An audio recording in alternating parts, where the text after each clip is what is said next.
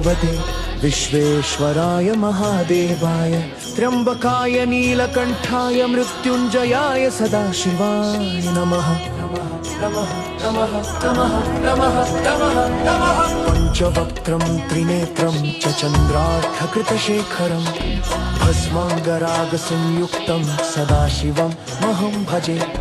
पंचवक्त्रं त्रिनेत्रं च पञ्चबाहुं सदाशिवं शूलपाणिमहादेवं ध्यायेत् सर्वार्थसिद्धये।